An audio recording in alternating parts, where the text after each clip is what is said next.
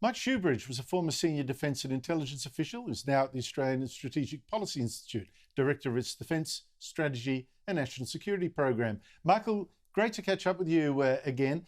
President Biden says that Russia is in fact now preparing for a full-scale invasion of Ukraine, so it seems the sanctions so far sure aren't working. And our own Prime Minister did today. I'll just show you that one first. The invasion of Ukraine has effectively already begun. Russia is at peak readiness to now complete a full-scale invasion of Ukraine, and that is likely to occur within the next 24 hours. And there are even reports already of shelling and things of that nature which could indicate that it has already begun.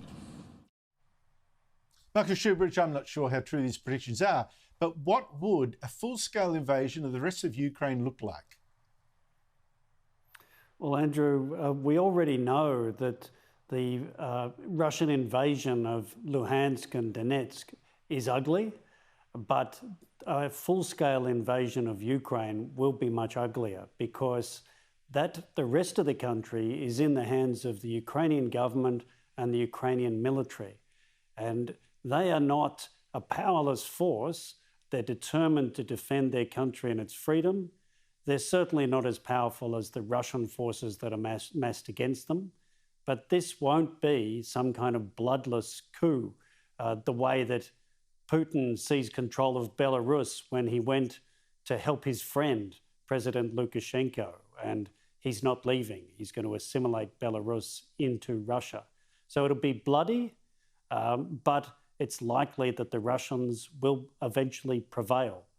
I think the big thing here is Putin, as you said in some of the introductory discussion, he's willing to use force to dictate others' choices and to change international boundaries by force. And he's gamed other leaders by pretending he was at all interested in diplomacy and de-escalation.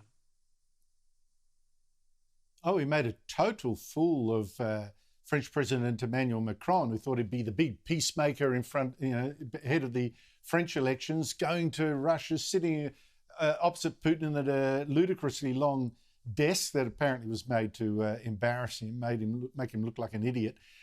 Totally gone. But my question really is this. I know Ukraine, I think, has got, what is it, about the second biggest army in Europe. It can't be a pushover, but it's not just a question of will it be able to put up much of a fight? Would its soldiers even try? I guess that's the unknown factor here. Well, it's hard for me to judge sitting here in Canberra, but I think we've seen quite a bit of will from the Ukrainian people and from their military. Remember, they've already been in an armed struggle with Russia since 2014, when Putin didn't send what he's called peacekeepers this time, troops armed to take others' territory.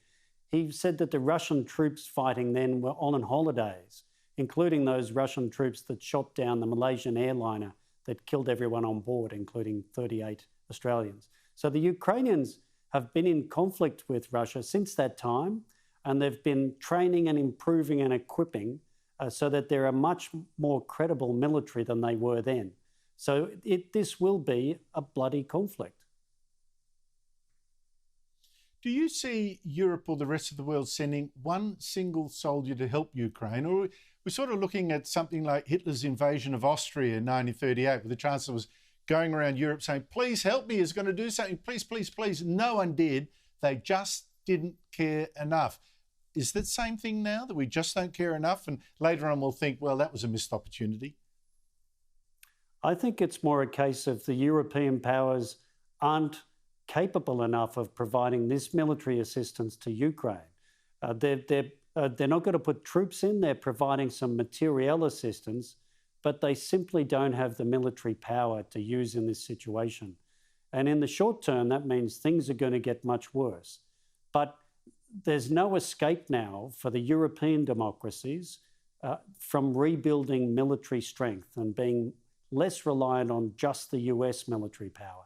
Just as we see in our region, the Indo-Pacific, there's no escape from us rebuilding our military strength to confront the challenge of China.